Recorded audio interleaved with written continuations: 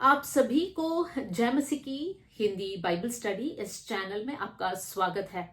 आइए मिलकर एक नए विषय को आज हम सीखेंगे और आज हम 5 ऐसे स्वभाव या आदत के ऊपर ध्यान देने जा रहे हैं। अगर वो एक व्यक्ति के अंदर है तो वो व्यक्ति प्रभु में बढ़ नहीं पाता है। बहुत से वक्त हम प्रभु में बढ़ने के लिए प्रार्थना करते हैं और हम चाहत भी रखते हैं। हम सबकी कोशिश और सबकी प्रयास यही है कि हम प्रभु में बढ़े, प्रभु के आश्चर्य कर्मों को हम हमारे जीवन में अनुभव करें, साथ में प्रभु के बारे में हम लोगों को गवाही दे। ये सारी बातों को हम हमारे जीवन में रखते हैं, लेकिन कहीं ना कहीं हम उस बात पर पहुंच नहीं पाते हैं, क्योंकि जैसा पहला थिस्सलुनीकियों अध्याय 5 आयत 19 में लिखा है कि आत्मा को ना बुझाओ।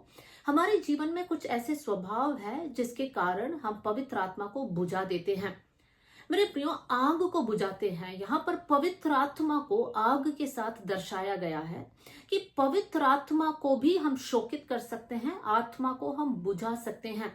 तो आज जो 5 बातें मैं आपके सामने रखना चाहती हूँ वो बहुत ही इंपॉर्टेंट बातें हैं। इसके ऊपर हमें ध्यान देना है और अगर ये आदत हमारे जीवन में है तो हमें इस पर काम करना है, प्रयास करना है और इन आदतों के ऊपर जय पाना है। ये आदत हमारे जीवन से निकाल देना है, तब हम जाकर प्रभु में फलवंत हो जाएंगे। तो आइए हम सबसे पहले स्वभाव की ओर ध्यान देंगे। सबसे पहला स्वभाव जो हम सीखने जा रहे हैं वो है आलसीपन। जो व्यक्ति आलसपन को दिखाता है वो व्यक्ति कभी भी प्रभु में आगे नहीं बढ़ सकता है। हम लोग घर के काम, हमारे ड्यूटी, पढ़ाई, जो भी काम हम करते हैं उसमें हम बहुत मेहनत करते हैं, प्रयास करते हैं, लेकिन हमारी आत्मिक जीवन में हम बहुत ठंडे हैं। हमारे आत्मिक जीवन में हमारे पास एक अनुशासन होना बहुत जरूरी है। अगर आपके पास आत्मिक बातों के लिए एक अनुशासन है कि जैसे कि मैं हर दिन इतना समय परमेश्वर के साथ वचन पढ़ने में या प्रार्थना के लिए मैं समय अलग निकालूंगा या निकालूंगी, इस प्रकार का एक आदत आपके पास है तो आप प्रभु में बढ़ सकते हैं। अगर आप ऐसे सोचते हैं कि जब मुझे समय मिलेगा तब मैं प्रार्थना करूंगी या जब मुझे समय मिलेगा तब मैं बाइबल पढ़ूंगी और आपके पूरे दिन में आप समय नहीं निकाल पाते हैं, तो आप आत्मिक रूप से एक बहुत लेजी और केयरलेस पर्सन है। आपके अंदर आत्मिक आलसपन है और ऐसे स्वभाव के कारण वो व्यक्ति कभी भी प्रभु में बढ़ नहीं सकता है। मेरे प्रियो, परमेश्वर ने हमें इसलिए बुलाया है ताकि हम फलवंत जीवन को जिए। और एक पेड़ तब फलवंत होता है जब वो परिपक्व होता है। तो हमारे जीवन में आत्मिक रूप से परिपक्व होना है तो परमेश्वर के साथ समय बिताना बहुत जरूरी है। कभी नहीं सोचना कि आत्मिक विषयों में देखा जाएगा, हो सकता तो करेंगे, और हम लोग हालातों पर हम लोग ब्लेम करते हैं, बहाने बोलते हैं। इवन हम लोग संगति करने में हमारे अंदर ढीलापन आ जाता है। हम सोचते हैं शुरू होने दो, बाद में हम जाएंगे। हम आराधना में लेट पहुंचते हैं या फिर आराधना के समय पर हम लोग पूरे ध्यान के साथ, पूरे मन के साथ हम परमेश्वर की आराधना नहीं करते हैं। या हम प्रभु के लिए जो कुछ कर सकते हैं उस विषय पर हम सोचकर प्रयास नहीं कर रहे हैं, मेहनत नहीं कर रहे हैं। तो मेरे प्रियो, इस प्रकार के स्वभाव अगर हमारे अंदर हो तो हम प्रभु में बढ़ नहीं पाएंगे, तो हम पवित्र आत्मा को बुझा देते हैं। तो आज हमें हमारे जीवन को जांचना है। अगर हमारे अंदर आलसपन है तो वचन के अनुसार मत्ती का सुसमाचार अध्याय 25 में हम लोग एक दृष्टांत पढ़ते हैं जहां पर एक स्वामी अपने दास को बुलाकर उनको तोड़े देता है। एक को 5, दूसरे को 2 और तीसरे को 1। जिनके पास 5 मिला उन्होंने 5 और कमाया, जिनके पास 2 था उन्होंने 2 और कमाया, लेकिन जिनके पास 1 था उसने उसको जमीन में गाड़ दिया और स्वामी से इस प्रकार कहा कि मैं बहुत डरा हुआ था और इसलिए मैंने इस तोड़े को छिपा कर रखा। मेरे प्रियो, वहां पर हमारे ध्यान को खींचने वाली 2 शब्द है। मत्ती का सुसमाचार अध्याय 25 आयत 26 में वो स्वामी उस दास को देखकर कहता है, हे दुष्ट और आलसी दास। देखिए, परमेश्वर जब एक व्यक्ति को देखता है कि उसके अंदर आलस है तो परमेश्वर उस व्यक्ति को दुष्ट कहता है। मेरे प्रियो, अगर आत्मिक रीति में हम लोग मेहनत नहीं कर रहे हैं, हमारे आत्मिक जीवन में एक अनुशासन नहीं है, तो प्रभु हमको देखकर ये शब्द का इस्तेमाल करेगा कि हम दुष्ट है। प्रभु चाहता है कि आत्मिक जीवन में हम उत्साहित रहे वचन पढ़ने में हम लोग आगे बढ़े। बहुत से लोग इस प्रकार है जिनको पता है मुझे प्रार्थना करना है, वचन पढ़ना है, लेकिन वो लोग कर नहीं पाते हैं। कुछ ना कुछ रुकावट उनके जीवन में आ जाता है, या फिर प्रार्थना करने बैठते हैं तो भी उनका मन भटक जाता है, वो इंटरेस्ट नहीं आता है। मेरे प्रियो, वो इसलिए है क्योंकि शैतान आपके जीवन में रुकावट लेकर आता है। शैतान नहीं चाहता है कि आप बढ़े। शैतान को पता है कि आप प्रार्थना करोगे, आप वचन पढ़ेंगे तो परमेश्वर आपके जीवन में अद्भुत कार्य करेगा।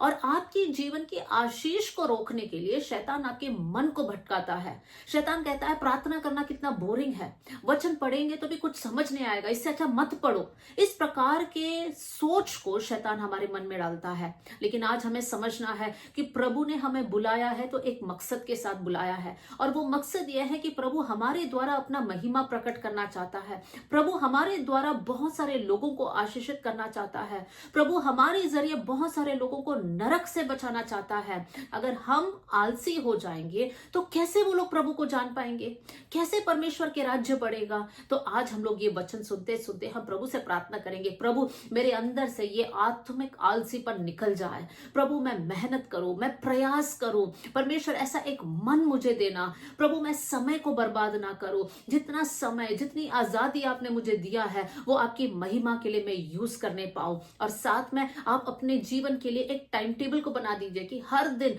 मैं इतने समय से इतने समय तक प्रार्थना करूंगी, इतने समय से इतने समय तक मैं वचन पढ़ूंगा या पढ़ूंगी। इस प्रकार का एक डिसीजन लेना, और साथ में ये भी प्रभु से कहना, प्रभु जब भी हमारी कलीसियाओं में संगति होता है मैं समय से पहले वहां पर पहुंचूंगा या पहुंचूंगी। जो कुछ मैं कर सकती हूँ वो मैं वहां पर करूंगी। इस प्रकार का एक डिसीजन लेकर आप आत्मिक बातों में आगे बढ़ेंगे तो परमेश्वर आपके जीवन को आशीषित करेगा।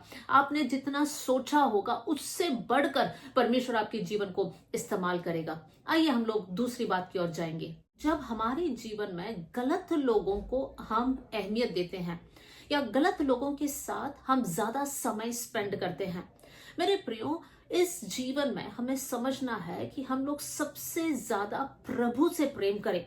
तो प्रभु से हमें दूर खींचने वाले हर एक व्यक्ति से हमें सावधान होना है।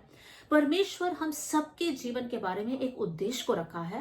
प्रभु ने हम सबको एक बुलाहट दिया है, तो हमें समझना है कि उस बुलाहट के योग्य चाल हमें चलना है।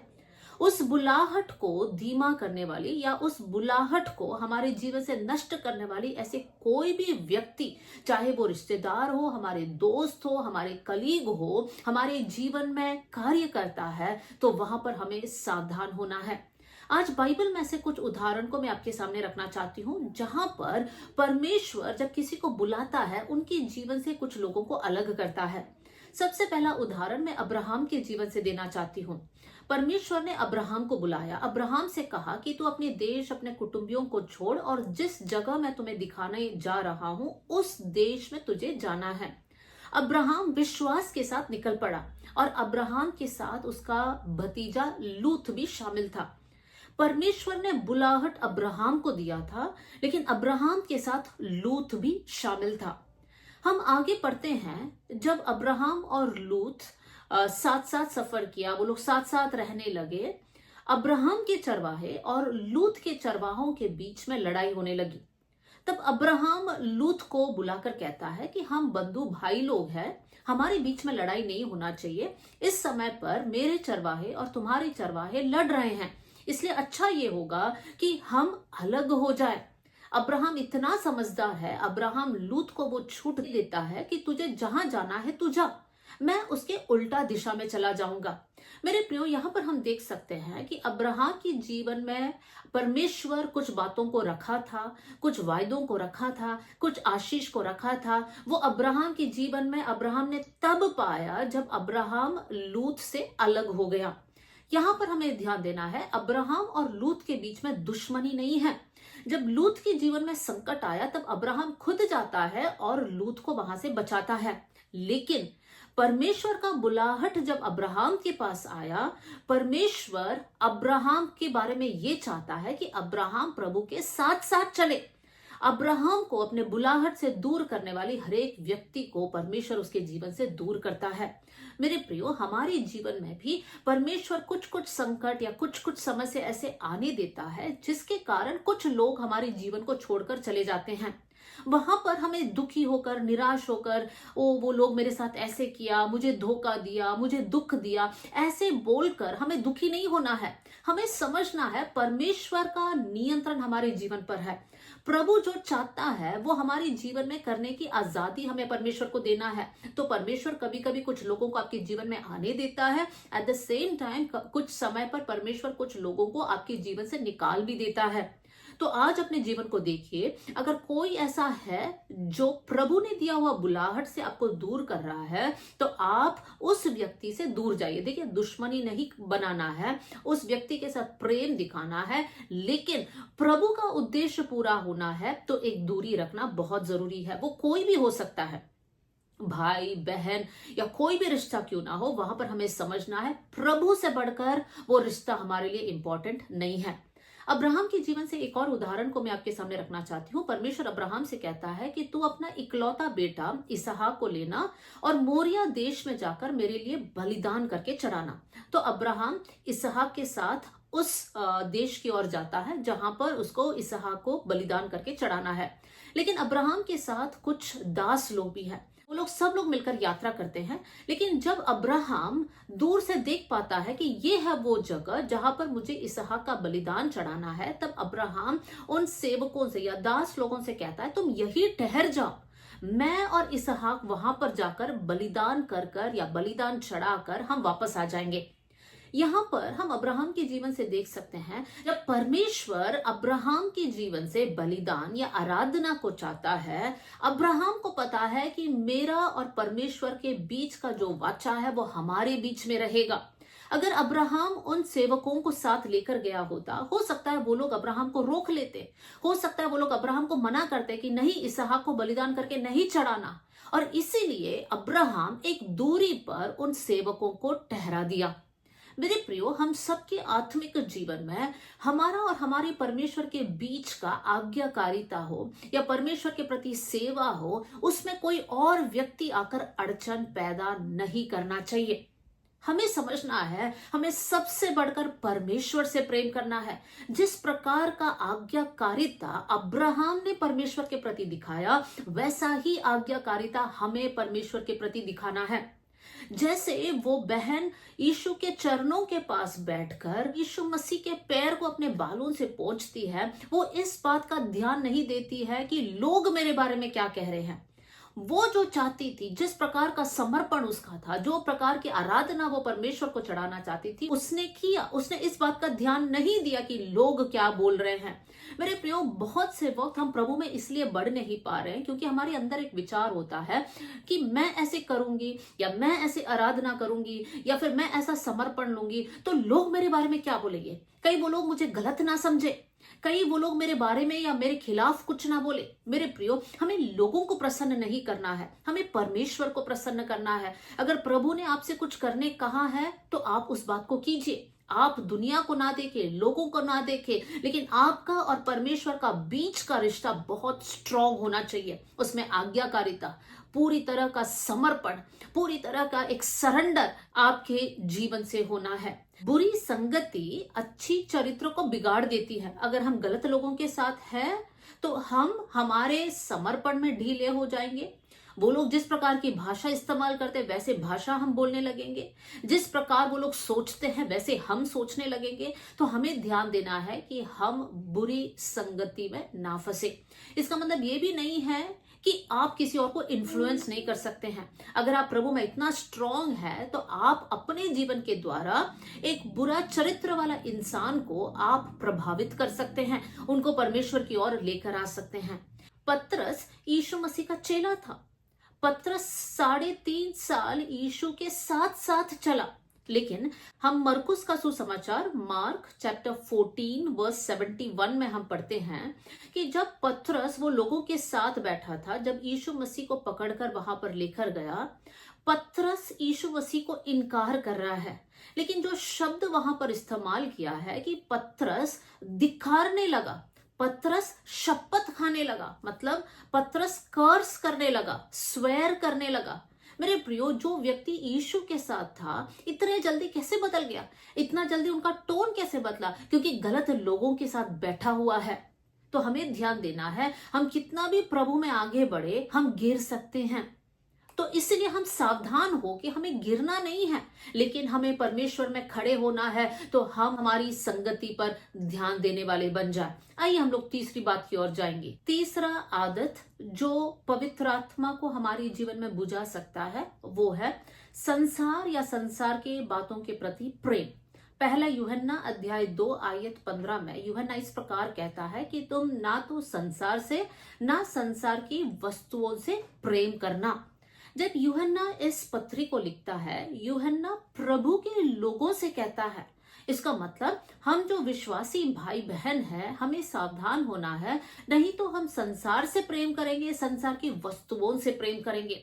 ये एरिया बहुत डेलिकेट है क्योंकि हम इसमें आसानी से गिर सकते हैं। मेरे प्रियो, संसार से मतलब क्या? संसार देने वाली बातें। फॉर एग्जाम्पल, संसार में रहते समय हमारे अंदर एक चाहत है कि हम नाम कमाएं, हम पैसे कमाएं, या फिर लोग हमको आदर दे, हमें पदवियां मिले।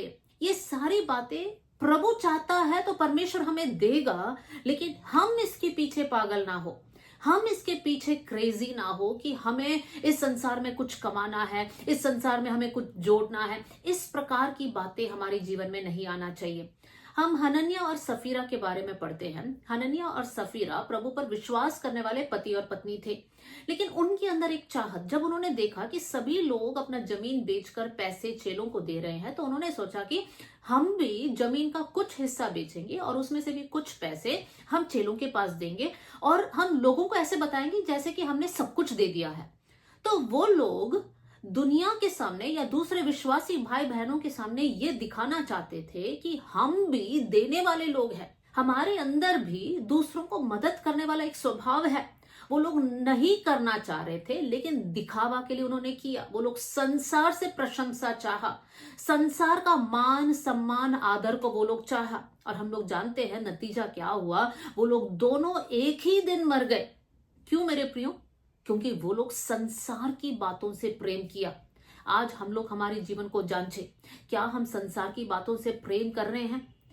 शैतान सांप के रूप लेकर जब आदम और हव्वा के पास आया, शैतान आदम और हव्वा से बात किया। हव्वा से कहता है कि तुम यदि इस फल खाओ तुम परमेश्वर के जैसे बन जाओगे। देखिए, वो लोग उस स्थिति में जो परमेश्वर ने उनको बनाया था, परमेश्वर की सृष्टि से वो लोग संतुष्ट नहीं थे। उनके अंदर ये चाहत आ गया कि हम प्रभु जैसे बने, हम और भी बुद्धिमान बने, हम समझे कि ये फल खाने से क्या होता है। संसार देने वाले उस टेम्पटेशन, उस प्रलोभन में वो लोग गिर गए। मेरे प्रियो, ये संसार हमारे सामने अनेक प्रलोभन को लेकर आ सकता है। हो सकता है आपकी ड्यूटी के जगह पे एक प्रलोभन है कि आप कुछ गलत करो तो आप ज्यादा पैसे कमा सकते हैं, या कुछ समय गलत करो, कुछ साइन गलत करो तो आप ज्यादा पैसे कमा सकते हैं। मेरे प्रियो, अगर हमें पैसे कम भी मिले तो भी ठीक है, लेकिन हम प्रभु के सामने वफादार रहेंगे, क्योंकि परमेश्वर हमारी ईमानदारी चाहता है, परमेश्वर हमारी वफादारी को देखता है, और परमेश्वर निश्चय हमको आशीष भी देगा, क्योंकि परमेश्वर सच्चा परमेश्वर है। तो आज हमें जांचना है, क्या हम संसार की बातें चाह रहे हैं? क्या हम इस प्रकार सोच रहे हैं कि संसार में हमें एक अच्छा घर होना चाहिए, संसार में बहुत जमीन होना चाहिए, हमारा नाम सब जगह फैलना चाहिए, हम फेमस होना चाहिए, हम लोग इतने बड़े होना चाहिए? इस प्रकार का सोच हमारे अंदर है तो पवित्र आत्मा हमारे अंदर शोकित होता है, हम पवित्र आत्मा की आग को बुझा देते हैं। तो आज हम लोग सावधान रहना है, ना संसार से प्रेम करना, ना संसार की वस्तुओं से प्रेम करना। आइए हम लोग नेक्स्ट बात की ओर जाएंगे। चौथी बात जो आपके सामने रखना चाहती हूँ वो है, बहुत से वक्त हमारे जीवन में कुछ बातों के प्रति एक अटैचमेंट हो जाता है, एक एडिक्शन हो जाता है, या एक लत हो जाता है। हो सकता है हम उसको रियलाइज नहीं कर पा रहे हैं, लेकिन उस वस्तु के बिना या उस इंसान के बिना हमारा जीना मुश्किल हो जाता है। आज के समय पर हो सकता है हम में से हरेक जन मोबाइल के प्रति एडिक्टेड हो गए हैं। मोबाइल बिना हमारा जीवन जीना मुश्किल हो गया है। अगर एक दिन हमारे पास फोन नहीं है तो क्या वो एक दिन हम आनंदित रहेंगे, या फिर हम कुड़कुड़ाते रहेंगे, हम दुखी दुखी रहेंगे? हमें सोचना है, हमें समझना है कि प्रभु के अलावा कौन सी ऐसी बात है जिसके प्रति मैं बहुत, मेरे अंदर एक लगाव आ गया है। वो फोन हो सकता है, वो सोशल मीडिया हो सकता है, वो कोई भी प्रकार का गेम, वीडियो गेम, कोई भी टेक्नोलॉजी का ऐप हो सकता है। मेरे प्रियो, कोई भी अटैचमेंट जिसको छोड़कर हम जी नहीं पाते हैं, वो हमें परमेश्वर से दूर करता है, और वो स्वभाव के कारण हम प्रभु में बढ़ नहीं पाते हैं। मेरे प्रियो, हम बहुत से वक्त कहते हैं कि हमारे पास प्रार्थना करने के लिए समय नहीं है, लेकिन कितना समय हम सोशल मीडिया पर बिताते हैं, कितना समय हम गेम खेलकर बिताते हैं, कितना समय हम व्हाट्सएप या चैटिंग में। देखिए, ये सारी बातें जरूरी है, मैं ये नहीं बोल रही कि हमको छोड़ना है, लेकिन हम प्रभु की बातों को छोड़कर हम इन बातों में लगे हुए हैं, और इसके कारण हम परमेश्वर से दूर हो रहे हैं। प्रभु ने जो हमारे लिए बहुत बड़ी योजना रखा था, वो योजना हमारे जीवन में पूरा नहीं हो रहा है, क्योंकि हम लोग कुछ वस्तुओं के साथ चिपके पड़े हैं। मेरे प्रियो, वो वस्तु हो सकता है, वो कोई इंसान भी हो सकता है। आज हमें जांचना है हम किन बातों के प्रति हमारा एक लगाव हो चुका है। अगर नशे का कोई बात है, हम प्रार्थना करें, प्रभु ये स्वभाव हमारे अंदर से निकल जाए। वो हो सकता है कुछ डर है, हो सकता है कुछ चिंता है, उस डर के कारण हम खुलकर प्रभु की आराधना नहीं कर पा रहे हैं, क्योंकि डर का मतलब है कि हमारा भरोसा प्रभु पर नहीं है, और जब हमारा भरोसा प्रभु पर नहीं है, हम प्रभु की आराधना कैसे कर सकते हैं। मेरे प्रियो, सारे डर को हम समझे, क्या वो प्रभु से हमें दूर करता है। मेरे प्रियो, परमेश्वर हमें भय की आत्मा नहीं देता है। सारा डर, सारी चिंता, सारी बातें, सारी वस्तुएं जिसके बिना हम जी नहीं सकते हैं, हम प्रभु के चरणों में अर्पण कर कर हम कहेंगे, परमेश्वर, इन सारी बातों से बढ़कर हमारे लिए आप जरूरी है, आप हमारे लिए इंपॉर्टेंट है, आपके बिना हम जी नहीं सकते हैं। इस प्रकार का एक समर्पण के साथ हम आगे बढ़ने पाए। आइए हम लोग पांचवी बात की ओर जाएंगे, और पांचवी बात है हमारे छिपे हुए पाप। मेरे प्रियो, जब मैं कहती हूं छिपे हुए पाप, भजन संहिता अध्याय 19 आयत 12 में इस प्रकार हम पढ़ते हैं, कौन अपने भूल चूक को समझ सकता है। फिर वहां पर नेक्स्ट लाइन में लिखा है, प्रभु मेरे गुप्त पापों से मुझे पवित्र कर। देखिए, गुप्त पाप जब हम कहते हैं तो हमको ऐसा लगता है वही पाप जो किसी और के सामने नहीं आता है। मेरे प्रियो, गुप्त पाप दो प्रकार के हैं। एक वो पाप जो हम छिपाते हैं ताकि लोगों को ना पता चले कि हम इस पाप में फंसे हुए हैं, और दूसरा छिपा हुआ पाप वो पाप है जिसको हम खुद नहीं जानते हैं कि हमारे जीवन में हम ऐसे ऐसे पाप कर रहे हैं, मतलब हम भी उस पाप के प्रति अनजान है। तो मेरे प्रियो, छिपे हुए पाप हो सकता है कि हम लोग कुछ गलत काम कर रहे हैं, लेकिन छिप छिप कर रहे हैं, हमारे घर वालों को भी नहीं पता कि हम ये पाप कर रहे हैं। लेकिन मेरे प्रियो, परमेश्वर उस पाप को देखता है, और परमेश्वर चाहता है कि हम उस पाप को छोड़कर मन फिराकर प्रभु के पास आए। बहुत सारे ऐसे भी पाप है जिसको हम खुद नहीं जानते कि हमारे जीवन में है। हो सकता है हम सब यही बोल रहे हैं कि हम सब प्रभु के सामने नम्र है, दीन है, लेकिन मेरे प्रियो, हमारे अंदर घमंड हो सकता है। ये एक छुपी हुई पाप है, क्योंकि जिस व्यक्ति के अंदर घमंड है वो कभी नहीं मानता है कि मेरे अंदर घमंड है। तो घमंड हमारे अंदर छिपा हुआ रहता है, उस पाप को पहचानिए। हो सकता है आप दूसरों की बातों को सुनकर, या किसी ने आपके साथ ऐसे किया तो आप मन ही मन बहुत दुखी है, आपको इतना बुरा लगा कि उस दुख को आप लेकर चल रहे हैं, आपको इतना बुरा लगा कि वो सामने वाले व्यक्ति को आप माफ नहीं कर पा रहे हैं, और इन सारी बातें आपके जीवन में हैं। आप उस व्यक्ति को देखते हैं, हो सकता है आप हंसकर बात कर रहे हैं, लेकिन उस व्यक्ति के प्रति एक ऐसा स्वभाव या ऐसा एक विचार, क्योंकि उसने आपको इतना हर्ट किया है, उस दुख को आप लेकर चल रहे हैं। तो आज हमें समझना है कि ये सब छिपी हुई पाप है। पहला कुरिन्थियों में इस प्रकार लिखा है अध्याय 13 में कि प्रेम बुरा नहीं मानता। तो अगर हम लोग बुरा मान रहे हैं तो हमारे अंदर प्रेम नहीं है, और अगर हमारे अंदर प्रेम नहीं है तो फिर क्या है? नफरत है, और नफरत करना पाप है। लेकिन हम क्या जानते हैं कि ये सारे पाप हमारे अंदर छिपा हुआ है? तो हमें देखना है हमारे जीवन में क्या हम इतने व्यस्त हैं कि हम प्रभु के साथ समय नहीं बिता रहे हैं? वो छिपी हुई पाप है। क्या हमारे अंदर घमंड है? क्या हमारे अंदर माफ नहीं करने वाला स्वभाव है? हम दूसरों को देखकर हमारे अंदर ईर्ष्या उत्पन्न होता है। हम ये बाहर नहीं दिखाते होंगे, लेकिन ये सारी छिपी हुई पाप है जिसके कारण प्रभु का कार्य हमारे जीवन में हो नहीं पा रहा है। परमेश्वर चाहता है कि इन सारे पापों को हम उठाकर फेंक दे, हम प्रभु से क्षमा मांगे, प्रभु के लहू को मांग कर हम अपने आप को धो दे, ताकि हम प्रभु के सामने पवित्र रहे और परमेश्वर के हाथ में हम एक उपयोगी बर्तन बन जाए। तो मेरे प्रियो, आज 5 ऐसी बातों को मैंने कहा कि अगर वो हमारे जीवन में है तो हम प्रभु में बढ़ नहीं पाते हैं। तो उन 5 बातों की ओर हम ध्यान देंगे। हमारे अंदर आत्मिक रीति से आलसीपन नहीं होना है, हमारे कोई भी फ्रेंडशिप या कोई भी संगति हमें परमेश्वर से दूर नहीं करना है। तीसरी बात, हमें ना तो संसार से और ना संसार की बातों से प्रेम करना है। चौथी बात, हमारे जीवन में किसी प्रकार का लत नहीं होना चाहिए।